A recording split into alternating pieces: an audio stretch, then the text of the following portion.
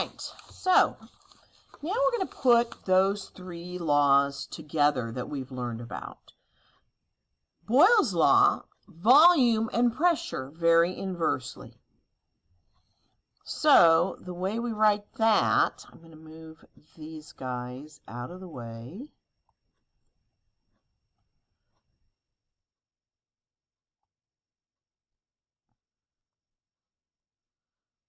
Okay. We know that pressure and volume vary inversely. And we know that volume and temperature vary directly. As one goes up, the other goes up. And pressure and temperature vary directly. So what if we could smush all those together? Well, if we did, volume times pressure, both of them vary directly with temperature, we end up with a relationship like this.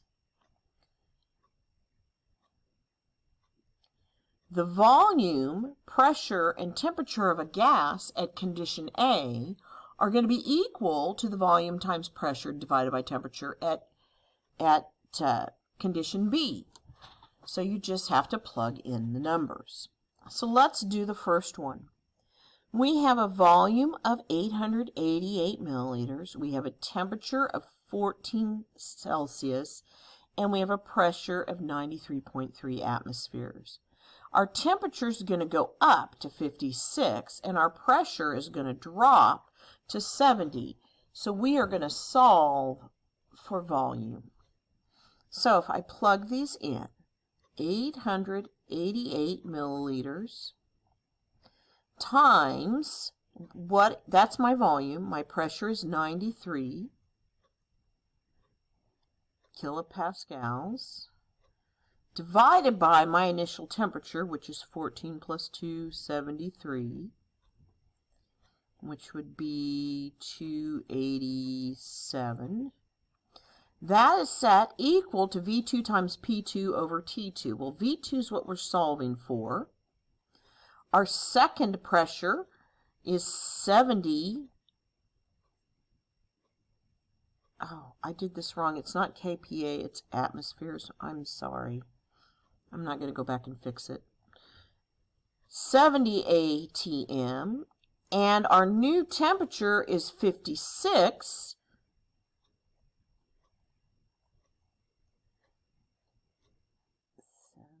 73 and 5 would be 329, I think. Let's see if I can do math in my head. 56 plus 2,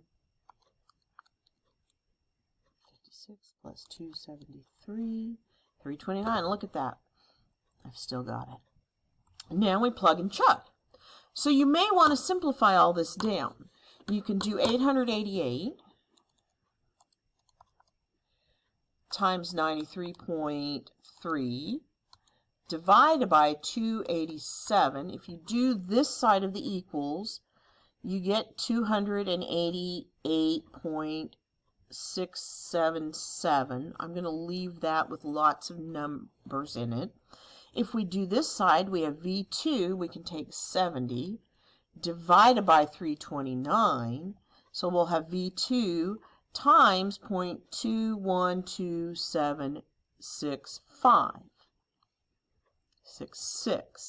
Now, how do I solve for volume? Well, I get volume by itself if I divide both sides by this guy. And we change that to a 6.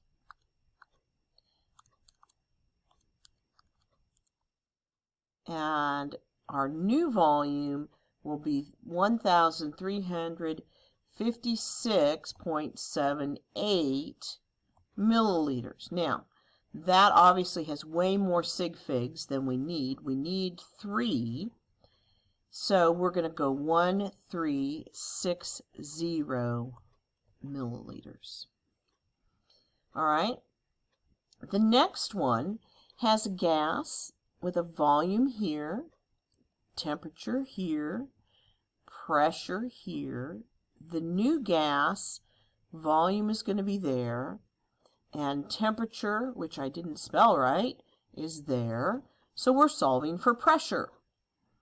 So once again, 3.04 liters times the pressure is 99.7 atmospheres divided by 17 plus 2, 73, which would be 290, is equal to volume 2, 3.25 liters, times pressure 2 divided by 35 plus 273, which is going to be 308.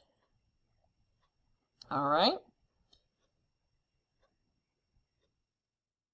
So, 3.04 times 99.7 divided by 290 gives me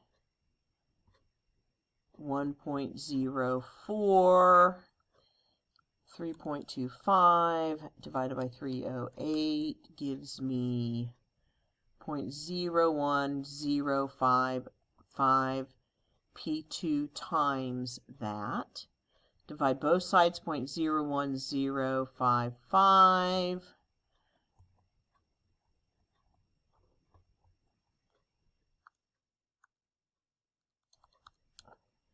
And if I did my math right, I came up with 98.6 atmospheres.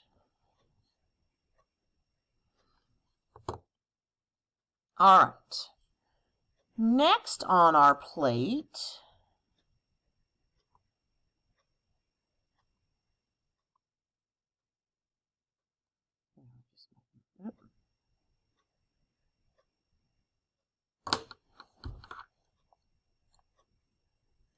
let's make it smaller. Next on our plate, we're going to throw in Avogadro.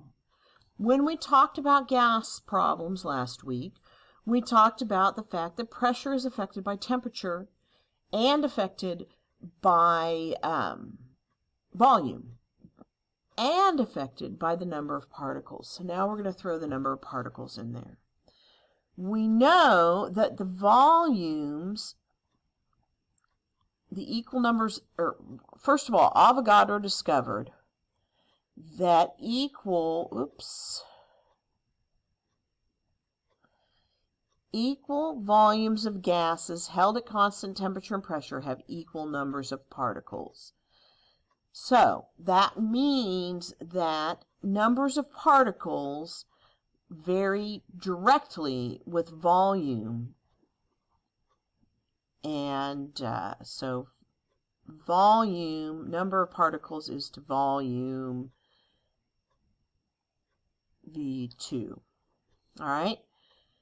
This led to the idea of ideal gases because gases move so quickly and don't interact unless they collide. They act without intermolecular forces. This is called an ideal gas, and you have to have an ideal gas in order to use Avogadro's number. Now, I'm going to see if I can explain this relationship. We're going to talk about, we're going to put N2 in there. We have N1 and V1 varying inversely. So I'm going to do PV over T equals P2V2 over T2. And we know the volume and number of particles vary directly.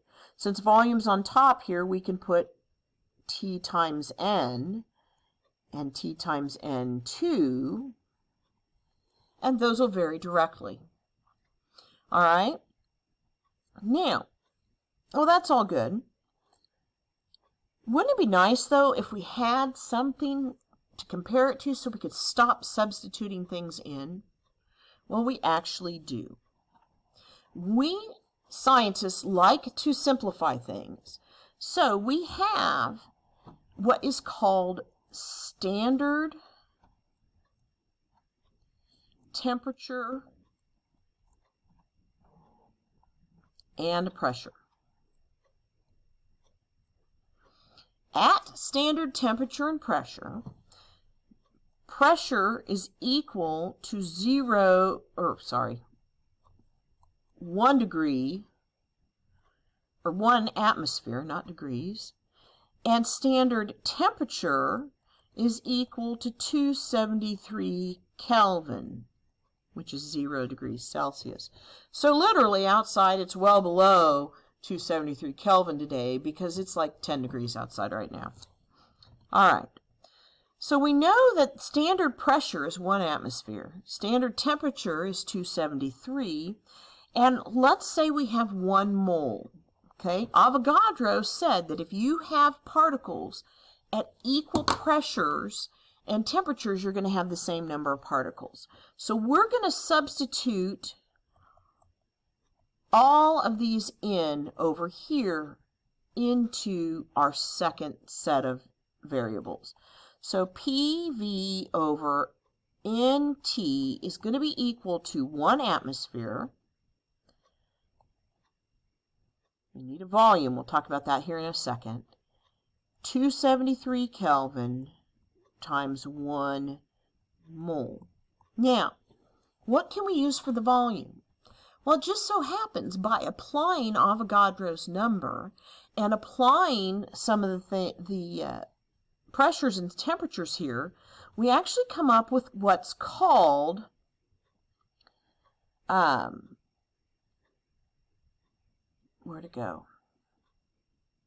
we actually come up with what is called the molar volume of a gas. And that molar volume of a gas at standard temperature and pressure, which is abbreviated STP, 1 mole has a volume of 22.4 liters. So this is the value that's going to go in for V. 22.4 liters. Well, if we multiply that out, 22.4 divided by 273 is 0.0821, and our units are going to be a little fraction of atmospheres times liters over moles times Kelvin, and that's going to be equal to PV over NT. This is called the ideal gas constant. All right, and that's literally what I have right here. We call this value R. So we can now substitute that in, and we had PV over NT equals R. Well, if we multiply both sides by NT, we can get those out of the denominators, and we get PV equals nRT or RNT, just depending on how you do that. Now, if you're using millimeters of mercury, that's R. If you're using kilopascals, that is R. I'm going to make it so that we try to always use atmospheres.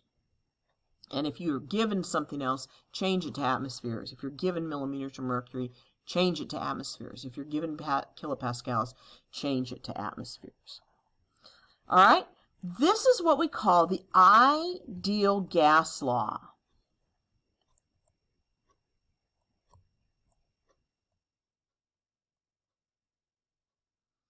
All right? PV equals nRT. So now we're using R as the gas standard we're comparing everything to. So we don't have P1 and P2, V1 and V2. That V2 and P2 and N2 and T2 are all combined in that R value. So let's plug and chug. PV equals nRT. I'm given 4 moles, that's N. I'm given atmosphere, 5.6, and I'm given volume. We want to solve for the temperature. So we just plug it in. 5.6 atmospheres times the volume of 12 liters is equal to N, 4.0 moles, times R, 0.0821, and our units are liter atmospheres over mole kelvins, so moles cancel, times temperature. How do I get temperature by himself? I'm going to divide both sides by whatever this mess is. So 4 times 0.0821 gives me 0.3284. So now I'm going to take 5.6 times 12 divided by 0.3284, and we get 204.6, so we can round that to 205 Kelvin. Okay?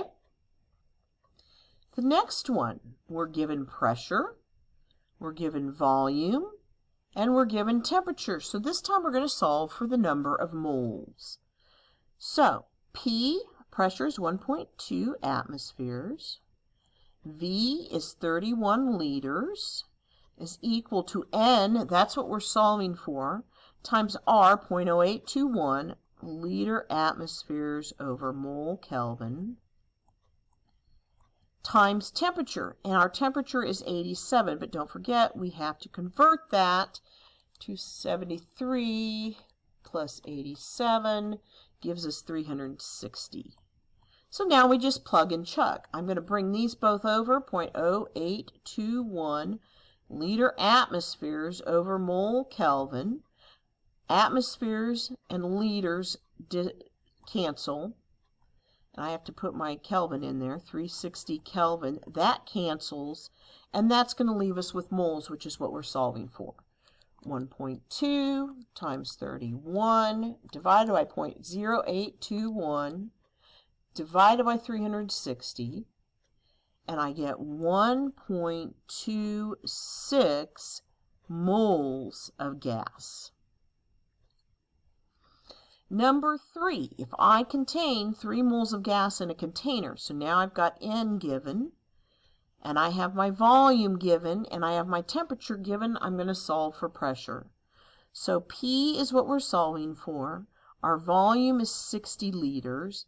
Our N value is 3.0 moles.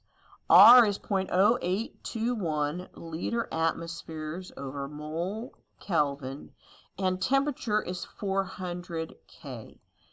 Kelvin cancels, moles cancels. Now we've got P times 60 is equal to 3 times 0.0821 times 400. So if I divide both sides by 60, I get 3 times 0.0821 times 400 divided by 60. That liters will cancel because we just divided by it, and we'll have an answer in atmospheres, 1.64 atmospheres. Last but not least, again, N for moles, P for pressure, T for temperature. We're solving for volume again. 0.090 atm times volume is equal to N, 7.7 moles, times R, 0.0821 liter atmospheres over mole Kelvin, times 56 plus 273, 329 Kelvin. So I'm going to divide both sides, 0.090 atm. Atmospheres cancels, Kelvin cancels, moles cancels. We're left with an answer in liters. So I'm going to take 7.7 times 0.0821 times 329 divided by 0.090, and I get 2311 liters. Now, my smallest number of sig figs was 2. I haven't done a very good job of checking on that as I've gone, because this answer should have been 1.3. So if I go to 2 sig figs, it'd be 2,300 liters. All right.